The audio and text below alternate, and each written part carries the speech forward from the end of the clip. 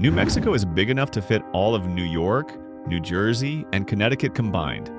But you'll find more people in Brooklyn than across this whole state. How can a place so big feel so empty? It's a question many people have, and while the wording might be off, the feeling behind it is real. New Mexico does have over 2 million people, but they're spread thin across miles and miles of desert, mountains, and plains. With only about 17 people per square mile, it's one of the least densely populated states in the country. For comparison, the national average is nearly 94 people per square mile. And while the country continues to grow, New Mexico's population growth has slowed way down, even dipping into decline in recent years.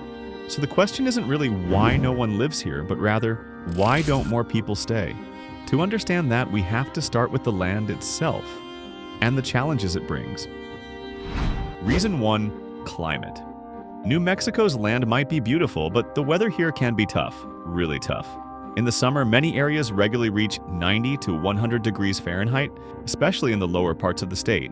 And because there aren't a lot of trees, there's barely any shade to escape the heat. But it's not just hot. Winters can be harsh too. In some places, temperatures drop below freezing, and one town even hit minus 50 degrees Fahrenheit back in 1951. On top of that, rain is rare most of the year, but when it comes, it can hit hard. Sudden thunderstorms in the summer can dump several inches of rain in just a few hours, causing flash floods and road damage. That kind of extreme weather makes life more expensive, since homes and cities need special systems just to deal with it all. And for many people, that's enough to make them settle somewhere a little easier to live. Reason 2: terrain and land use. And if the weather doesn't stop you, the land just might. New Mexico is the 5th largest state in the country, but a lot of that land simply can't be lived on. Big parts of it are owned by the federal government, including military bases, missile testing ranges, and national parks. That means regular folks can't buy it, build on it, or farm it. Even the land that is open isn't always easy to use. There are dry deserts, steep mountains, rocky cliffs, and even old lava fields that stretch for miles. Flat, fertile land, the kind that's great for towns or farms, is actually hard to find here. So even though there's lots of space on the map, much of it is either off limits or just too tough to work with. Reason 3: water scarcity. Even where the land is open and flat, there's still one huge problem: water. New Mexico has struggled with water scarcity for hundreds of years. It's been a major concern since the 1500s. Most early settlements were built right along the Rio Grande because it was the only dependable source of water. Even today, this river and its small tributaries are still the lifeline for many communities. But outside those river valleys, water is hard to find, and even harder to store. Some parts of the state get less than 10 inches of rain per year, which makes farming, ranching, and even daily living a challenge. Water systems have to work overtime just to keep homes, crops, and cities going. That kind of pressure makes it tough for new towns to grow or for big industries to move in. Reason 4: limited job opportunities. And in New Mexico, limited job opportunities are another big challenge. The state depends a lot on government jobs, oil and gas, and a few big military bases. And that's about it. If you're not working in those areas, it can be hard to find steady work, especially outside the cities. New Mexico's unemployment rate is usually higher than the national average, and pay tends to be lower too. For example, the average salary in Albuquerque, the state's biggest city, is less than in most other states. Even though the state has added some new jobs recently, it still has one of the lowest rates of people actually working. And in some counties, like Luna County, unemployment can reach as high as 13%. So unless someone has a job they can do remotely, many folks decide to settle in states with stronger and more diverse job markets. Reason 5: income and economic disparity. Low income is one of the biggest reasons people think twice about moving to New Mexico. The state's median household income is around $62,000, far below the national average of more than $80,000. Weekly wages tell the same story. Workers in New Mexico earn about $1,223 a week, while the national average is over $1,500. In some counties, especially rural ones, that number drops even lower. Meanwhile, nearly 18% of New Mexicans live in poverty, one of the highest rates in the entire country. For children, the numbers are even worse, about 1 in 4 lives below the poverty line. That level of hardship can make it harder for families to stay and harder still to attract new ones. While a few places like Los Alamos County pay very well, most of the state doesn't share that wealth. This uneven spread of income creates deep economic gaps, making it tough for many residents to get ahead. Reason 6. Migration. In New Mexico, the combination of low wages, fewer job options, and high poverty makes it a harder sell. Even though the state offers beautiful landscapes and rich culture, many feel the trade-off just isn't worth it. That's why fewer people are choosing to move in, and some who live here are quietly leaving. Over the past few years, the population has barely grown and in some cases even dipped. Compared to other states, New Mexico simply doesn't offer the same financial opportunities. Young workers often head out for better-paying jobs, while families search for places with stronger economies. This steady trickle of out-migration adds up over time. It helps explain why such a big and beautiful state can still feel so empty. Reason 7. Public safety. Safety matters to everyone, especially families deciding where to live. Unfortunately, New Mexico struggles with some of the highest crime rates in the country. In fact, it ranks second in violent crime, with over 770 incidents for every 100,000 people. This makes many people nervous, even if they don't live in a dangerous neighborhood themselves. Some cities like Española have seen crime rise so much that local police had to call in help from the state. Of course, not every town is unsafe, and many parts of New Mexico are peaceful. But the numbers often speak louder than the quiet streets. When people see these stats, they may cross New Mexico off their list before they learn more. And that fear, fair or not, keeps the population smaller than it could be. Reason 8. Education system. Families care a lot about schools, especially when thinking about where to raise their kids. But New Mexico's public education system has one of the lowest rankings in the entire country. Only about 30% of students passed basic exams in reading, math, and science, meaning most kids are falling behind. That's a huge red flag for parents who want strong learning environments and good futures for their children. What makes it worse is that New Mexico has a teacher shortage, with nearly 700 unfilled teaching jobs in 2022. This means students might end up in crowded classrooms or go without a full-time teacher for months. Low teacher pay is part of the problem, making it tough to attract and keep great educators. And when schools don't have enough support, it affects everyone, not just kids, but entire communities. Reason 9. Healthcare access. On top of that, New Mexico doesn't just struggle with education, it also faces big problems with healthcare. In many parts of the state, there aren't enough doctors, so people often have to wait weeks or drive for hours just to see one. This is especially tough for people with health conditions, kids, or elderly family members who need regular care. But access is only part of the problem. New Mexico also has the highest alcohol-related death rate in the entire country, and one of the highest drug overdose rates too.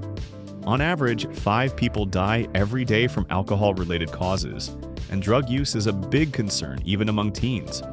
The state also sees very high suicide rates, which affect people of all ages. These serious health issues make life harder for those who live here, and push away many who might consider moving in. Reason 10. Poor infrastructure. After healthcare, there's another everyday challenge that makes life harder in New Mexico: the roads, bridges, and even the internet. In many parts of the state, roads are cracked, full of potholes, or just plain dangerous to drive on. There are over 200 bridges and nearly 4,000 miles of highways rated as being in poor condition. That means more accidents, more flat tires, and more money spent fixing cars. But the problems don't stop there. About 1 in every 3 people in New Mexico doesn't even have internet access. That makes it tough to do basic things like work from home, go to school online, or even look for a job.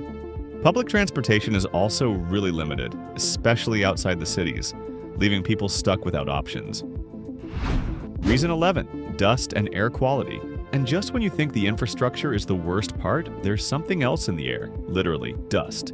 New Mexico's dry desert landscape is beautiful, but it comes with sand, wind, and endless waves of dust.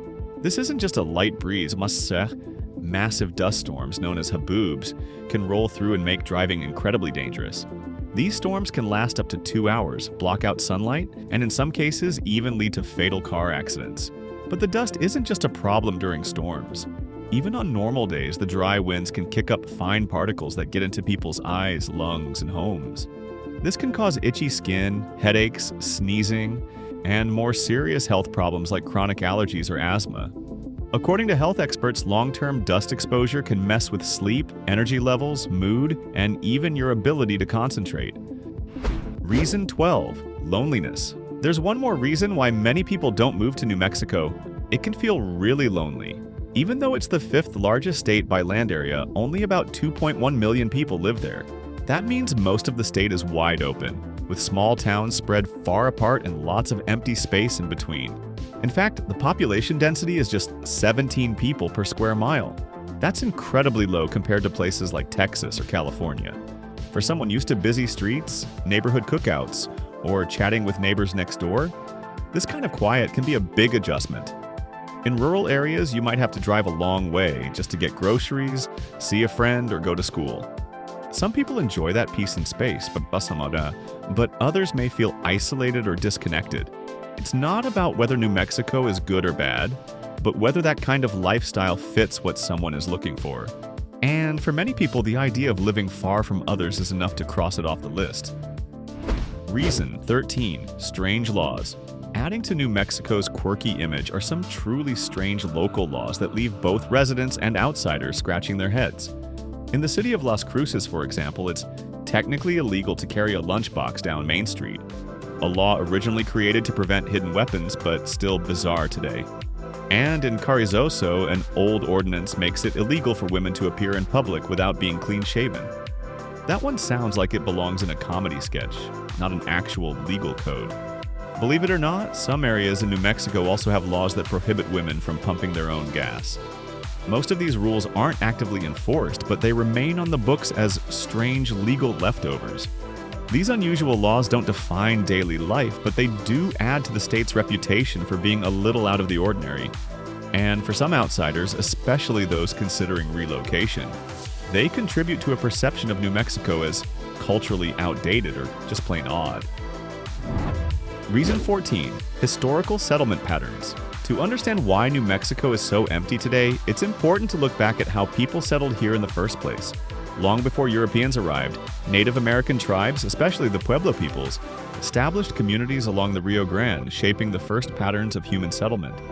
Spanish colonizers arrived in 1598 and built towns like Santa Fe and Albuquerque along the same river, choosing these areas because they offered precious water and fertile land in an otherwise dry region. But even after a century, Spanish population growth remained small, just a few thousand people, due to harsh conditions and resistance from native communities. Then came the Americans, opening trade routes like the Santa Fe Trail, and bringing in Anglo settlers after the U.S. took control in 1848. Many of these settlers tried traditional farming but failed in the dry climate, forcing them to adapt with dry farming or leave. Over time, this created a pattern. People clustered around water sources, and vast areas of the state remained largely empty. Today's population still reflects that path, concentrated in a few cities while the rest of the land stays sparsely populated. In short, New Mexico's low population density isn't just a modern trend. It's the direct legacy of centuries of environmental, cultural, and historical forces. So why does hardly anyone live in New Mexico? It isn't just the desert heat or the vast open spaces. It's a deep, interconnected mix of geography, economy, history, and quality of life. From the unforgiving climate and limited water supply to struggling schools, scarce job opportunities, and a history of sparse settlement, New Mexico's challenges are as real as its beauty is undeniable. This is not a state people ignore. It's one that many admire from afar, but fewer are willing to move to. In the end, New Mexico remains a place of paradox, rich in culture, history, and landscape, but held back by structural obstacles that continue to limit its population growth. Still, understanding these factors helps us appreciate why the Land of Enchantment looks the way it does. Not just on a map, but in the way people live, move, and stay. Thanks for watching. If you enjoyed this deep dive, don't forget to let us know in the comments where we should explore next. See you in the next video.